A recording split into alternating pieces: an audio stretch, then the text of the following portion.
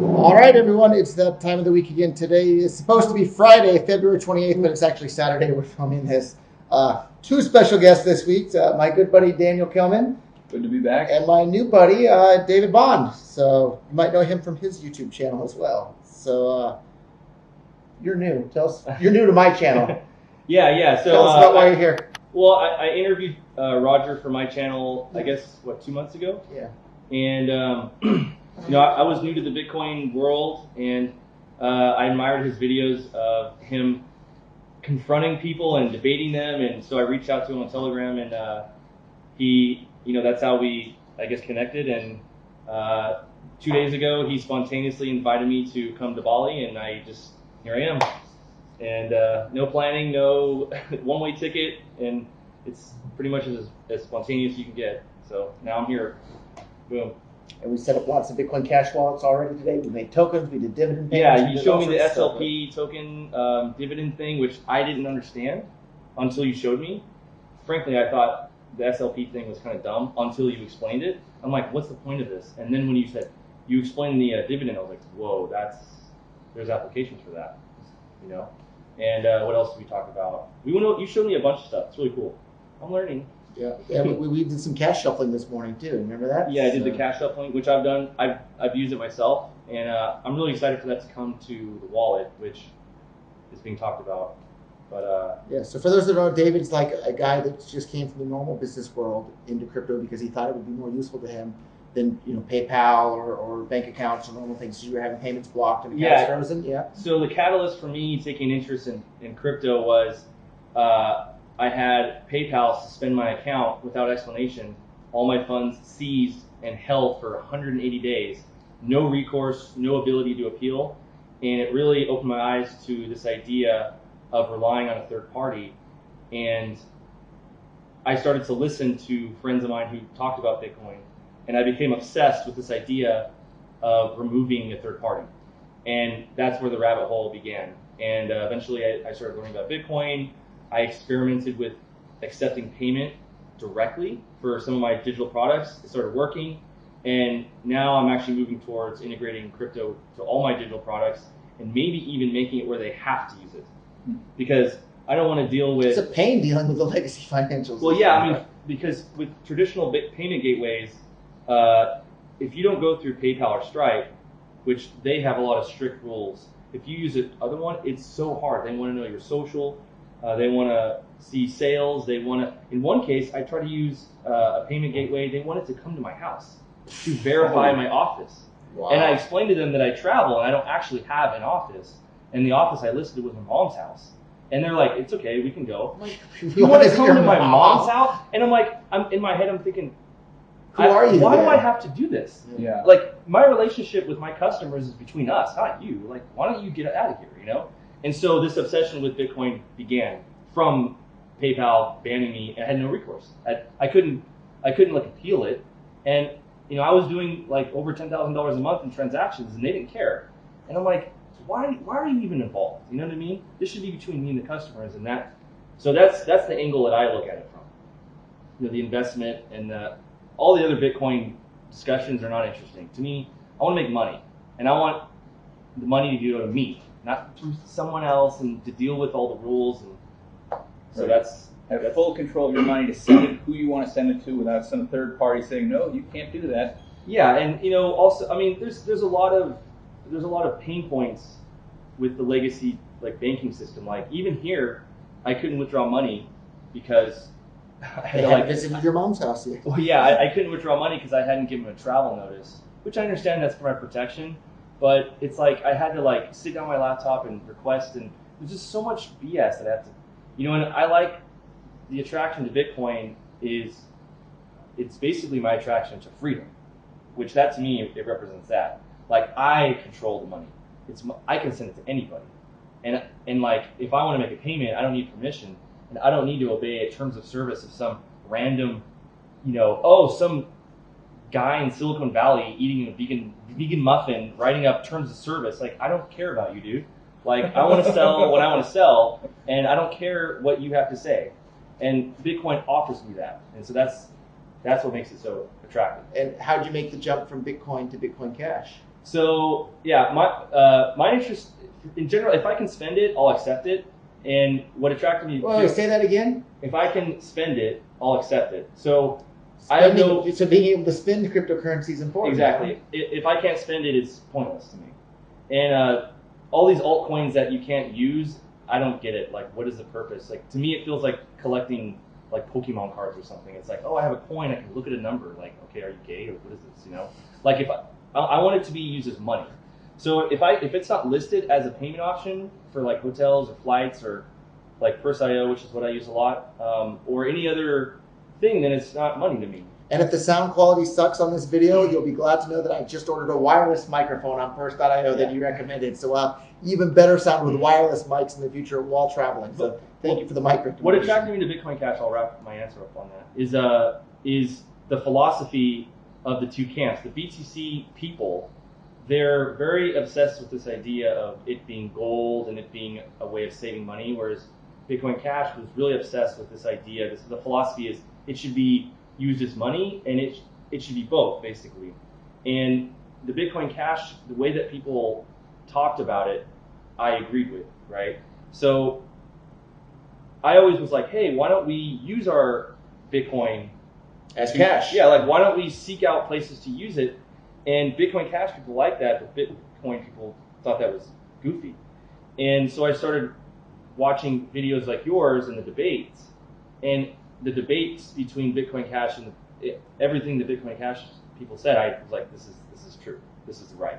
Like, fees are going to be a problem. Discourage people from using like it. It's like if that problem is not fixed, then there's no future for it, you know. And so Bitcoin Cash, the philosophy and the solution, I don't know, just everything about it just felt like better. So I started accepting it, I started using it, and anytime that I'm going to use crypto in general, I'm mostly just using Bitcoin Cash because it's like the fees are really low, it's really fast, but also the shuffling, like it's hard for me to make an argument for other coins because Bitcoin Cash appears to do it all. Yeah, I mean it's accepted everywhere, right?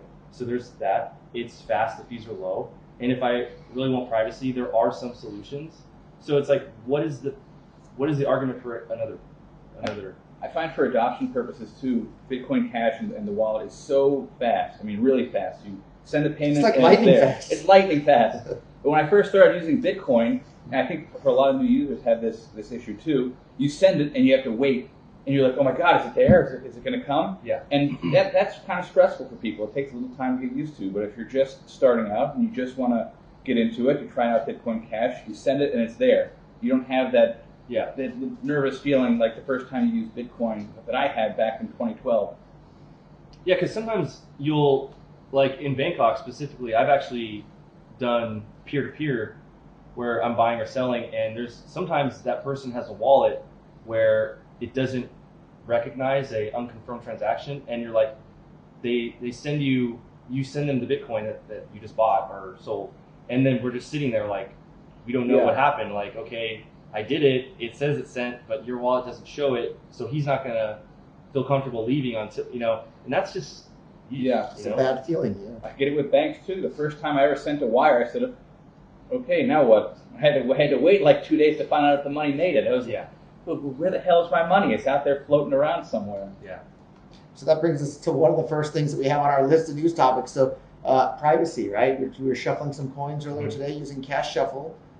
So CashFusion, which is an even stronger privacy tool for Bitcoin Cash, needs to have a security audit to make sure that everything's going to work and work fantastically well.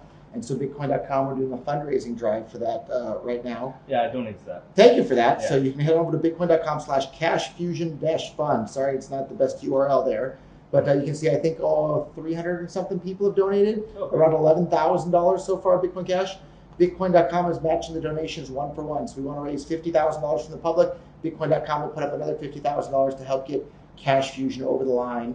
And then the next big step after that will be to build it directly into the I think it's about 10.5 million Bitcoin.com wallets have been created now on our platform. So we want to build it right in there so everybody will have their privacy on by default all the time. And if you want to turn it off for whatever reason, if you want to turn it off, you're free to do that. Anyone who's in law enforcement watching, people are free to turn it off if they want to, okay? But to be fair, though, I think like financial privacy is a fundamental human right. Should be. Yeah. And anybody that's trying to like ban that is violating fundamental human rights. Like in the state of nature, you have privacy with what you're doing with your stuff. And you already have privacy with the legacy banking system already. So what's the big deal? This is just a non-custodial. Well, like if I send you money, you don't know how much money I have. That's true. You know what I mean? Yeah, the government still does, unfortunately. Yeah. So another fun one. I want to read the whole book. I only read sections of it so far, but for people that don't know, Bitcoin.com, with a collaboration from Wendy McElroy, this week published the full book called The Satoshi Revolution. And for those that don't know, like I reached out to Wendy McElroy maybe a year or two ago, maybe 3 years by now, because when I was a young man, meaning 17 years old or so, I was reading a series of essays from the Voluntarist newsletter. And Wendy McElroy was one of the authors in there, and they really had a big impact on me and my view of the world. And I really liked the point of view that she was coming from. So we reached out to her and asked her, hey, would you be willing to write for Bitcoin.com? Because she's an absolutely fantastic thinker, a fantastic writer, and now she's just published an additional book. I think she's published several books already before. But I think if you want to understand the sort of philosophical vision and motivation that got me involved in Bitcoin to begin with, I think the Satoshi Revolution by Wendy McElroy would be a fantastic place to start. And you can see lots of her essays, or portions of the book actually, are already published over at news.bitcoin.com. I only have fantastic things to say about Wendy McElroy. She's a Canadian libertarian author, co-founder of the Voluntarist magazine, and the book is available for free in its entirety. I know I said it 5 times already, but Wendy McElroy is awesome. Thank you for opening my mind as a young man to exposing to new ideas that really helped me see the world in a clear way. So I think she's been publishing since news.bitcoin.com first started running articles. Pretty early on. Yeah. Always look forward to her. And I made a point. I reached out to people that like were coming at this from the voluntarist free market point of view.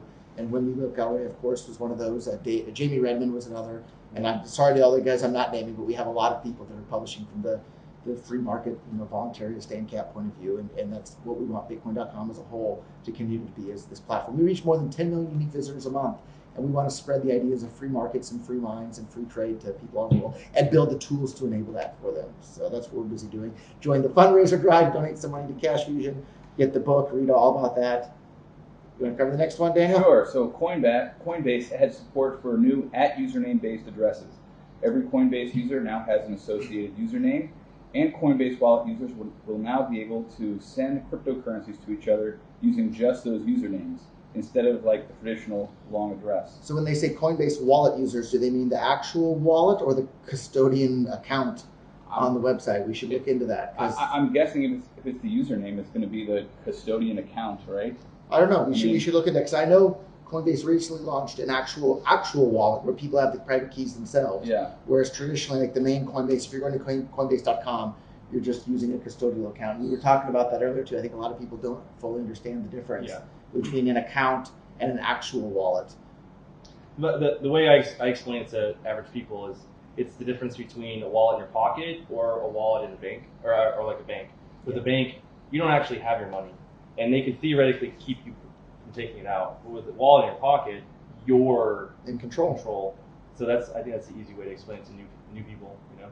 Yeah. Not your keys, not your coins. Yeah. But I think in this case, even if you do have the keys, even if like the username just refers to some address you have, you got to keep in mind, if you're a U.S. person, that Coinbase has been forced to give over all this information to the IRS, and if your wallet is tied to your username, the IRS is going to know exactly what Bitcoins you have in that wallet. So if you're an American concerned about taxes and how you're going to report all this, keep that in mind, that if you're storing funds Daniel's a lawyer. In your Coinbase wallet, you might have to think about whether or not you're going to report that. So on that same note, so the Bitcoin.com wallet is a real wallet where Bitcoin.com never has access to your money. We never touch your private keys. We never have custody of the funds. Right. And we've never turned over a single document to anybody at the IRS ever, I don't think. Even if the IRS sent a letter demanding that we send over who owns what wallet, we couldn't tell them because we don't know. So we actually, Daniel was the lawyer that helped us with this. We got a subpoena, or we got a request to send us a subpoena one time. Do you remember that? From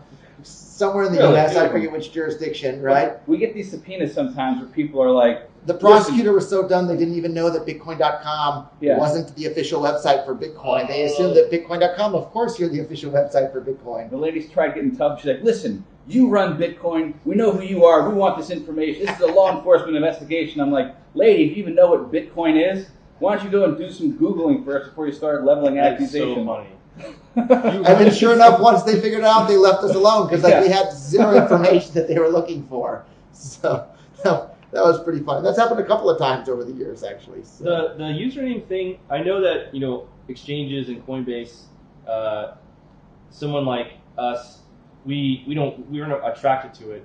But I will admit though that having the ability to have a username that goes directly to you. If you can do it in a non-custodial manner, I think it's fantastic. It's a great there's solution. value to that in that sending money to addresses can be kind of annoying sometimes. So here's what we're building. So I showed you a taste of it this morning with the tips.bitcoin.com that's coming, where you can make these paper wallet QR codes and you can print them up and hand them out to anybody like candy. And if they don't claim the money off it, it's literally a private key with money at that address. And if they don't claim it, the money can bounce back to you after 30 days, totally non-custodially as well. So we can do the exact same thing, but with an email. You just send an email of the private key to the person you want to send money to. They can scan it right from their email and claim money. And if they don't, after how many days you decide in the beginning, the money bounces back to your wallet. So now you can send Bitcoin Cash to every email address the same way. Convenient, right? Yeah, actually, that's the easy way, because then you don't have to deal with addresses. Just me. You know it's Billy's email address. You send Billy a picture of the private key. He scans it with his phone. Boom, it's as safe as he manages to keep his email inbox. Mm-hmm. So don't send $1 million that way, but probably sending $100 is just fine. Interesting. So one of the final things on our list here, though, cryptocurrency was explained on the latest episode of The Simpsons. Did you see it, Daniel? I'm a huge Simpsons fan, but I haven't watched this episode yet. I like Simpsons, but haven't watched them for years. Yeah, I saw it. I will explain cryptocurrency by clicking a link to TV's most beloved scientist, Mr. Jim Parsons.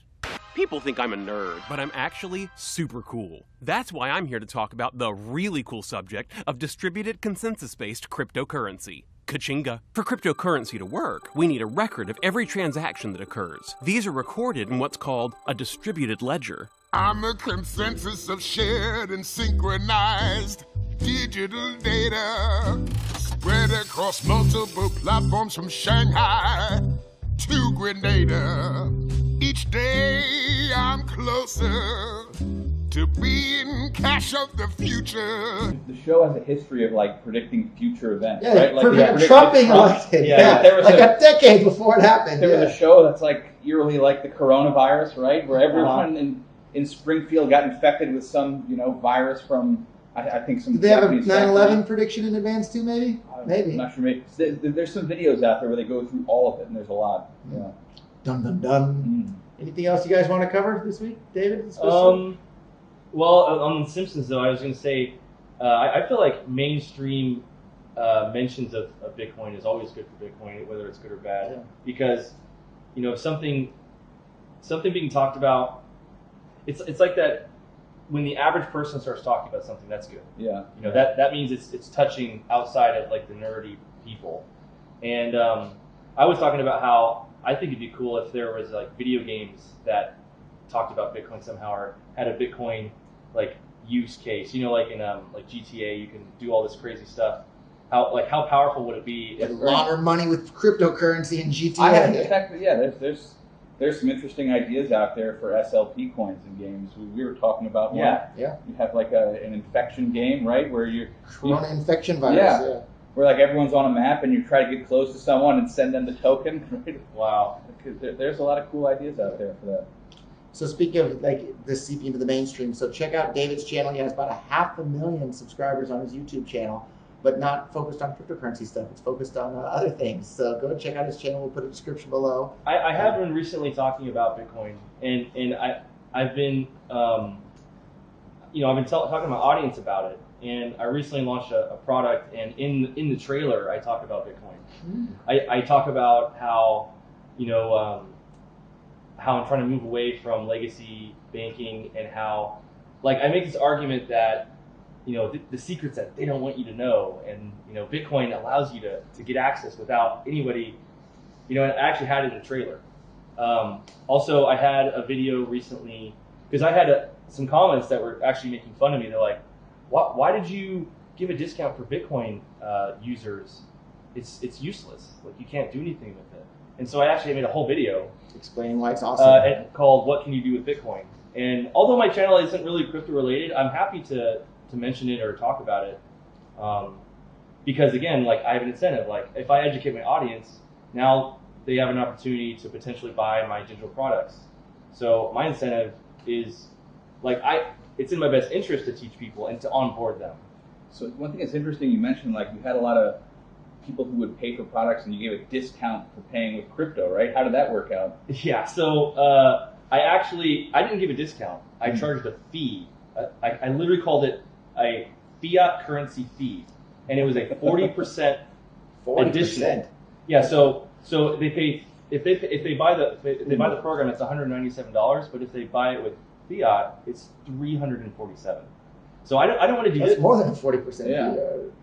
I think it's a 40% of three. Maybe I did the math wrong. Well, maybe it's more, but I didn't want to give a discount because I wanted to the crypto. I wanted to feel violent. I wanted them to be like, bam. So you're not going to pay you're not going to get a discount. You're going to get a fee if you don't. And so a lot of people, there's an emotional difference between paying a fee and getting a discount. Yeah, like if I told you there's a 10% off discount, you're like, I missed the versus discount. there's a Oh, I 10% paid a fee. Yeah. So I had I would probably say I did 2/3 so far the sales, 2/3 did Bitcoin, and almost everybody was new. Wow. And so everyone was asking questions like, well, how do I do this? How do I do this? And I made a step-by-step tutorial, and there was a lot of totally new people who, they're like, this is the first time I've ever done this. And a lot of people said, hey, can I pay you, like, directly? And I was like, no. Like, I don't want the money. Send me the crypto. Yeah, people were offering me to pay me money, like through PayPal or Stripe, and I was just saying no to them. I would rather not make money and you learn it. You know what I mean? Mm-hmm. And the experiment so far has been really successful because almost everybody has been doing the crypto thing, and almost everybody has been doing it for the first time.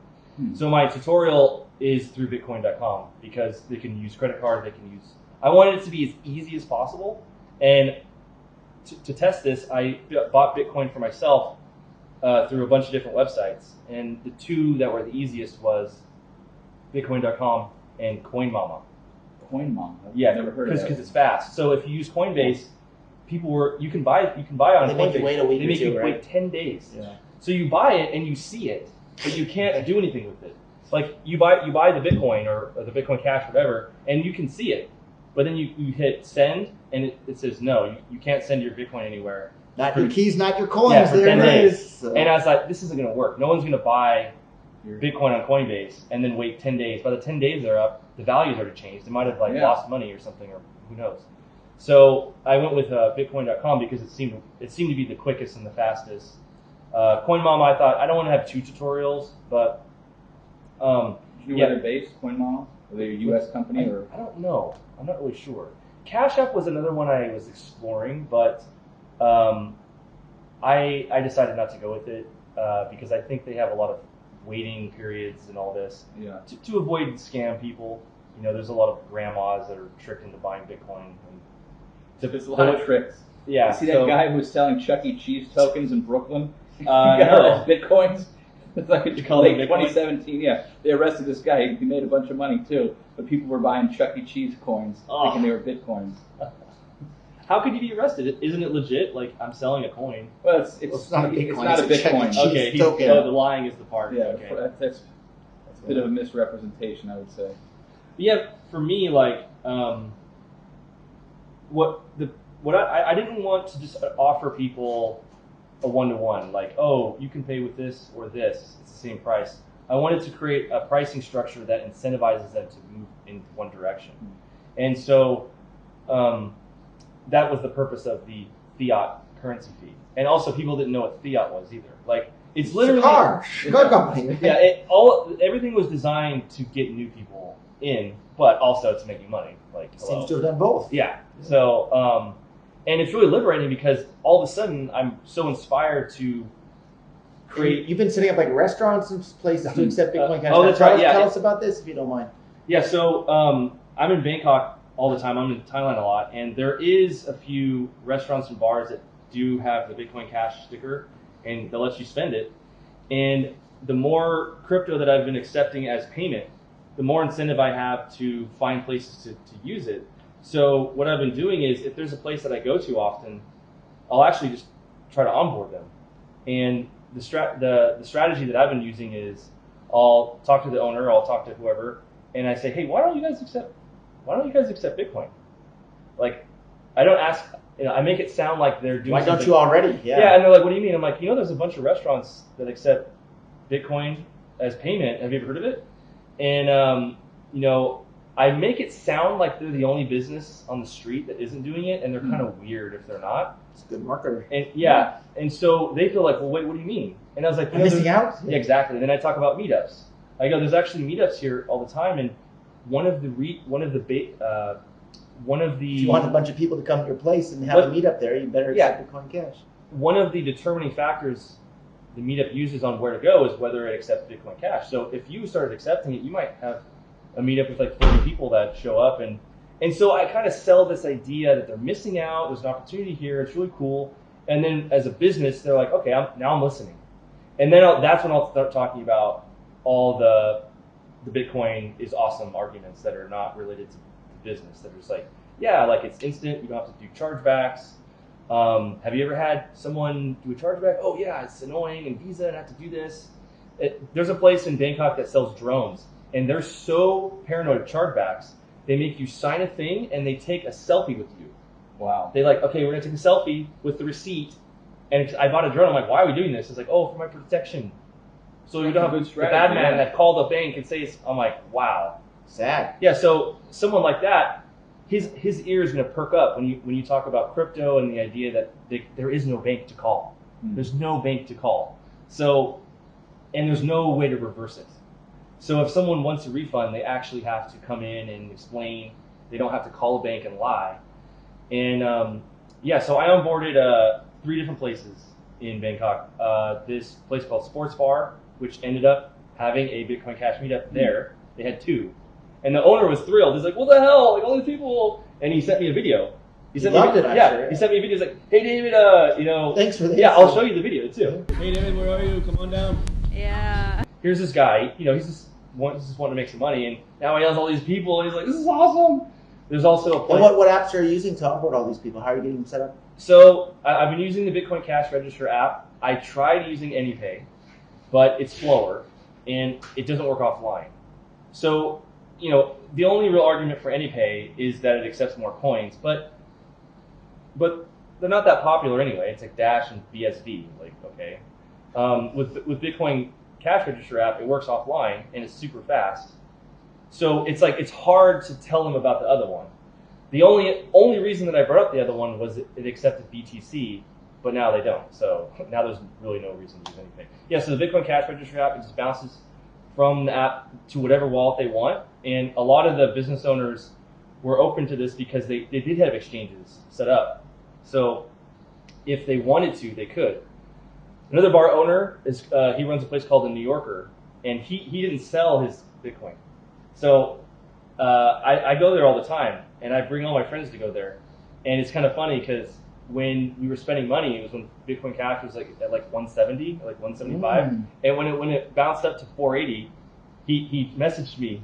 He's like, Dave, thanks for spending all your Bitcoin Cash. I'll show you the messages. He's some bald, happy guy. Yeah. And it's cool. There's a massage place that I go to that accepts crypto. And the more places that accept it, it's like it reinforces. It's like, okay, now when I earn it, I can spend it. It's money. Do you know of any of those places where you're spending it yet at other local shops? Has that started to happen yet? Or? I haven't talked to owners about that yet. To be frank, I don't really know what they do, but I think it would be interesting to ask them. At some point, that'll probably start to happen. Well, that's the thing is, the more places that accept it, now there's no reason to sell it. Yeah. Because imagine a world where imagine a world where you could spend your Bitcoin Cash more places. Why would you sell it? Don't need to. Like you earn it. Yeah, it's like, what's the point of that? And that's the power of this is the thing that I think a lot of Bitcoin people don't understand. Bitcoin, BTC, is that you don't understand that demand is going to go up when the ability to spend it more places goes up. If you can spend it anywhere, you'll have a reason to save it and hold it. Exactly, because because spend the it later. only reason to sell your crypto into fiat is because the fiat can be spent more places. Yeah. But if you could somehow change that, if you could somehow spend the crypto directly, then everywhere, all of a sudden it's like, why would you go back to fiat? yeah, it's a cycle, you know.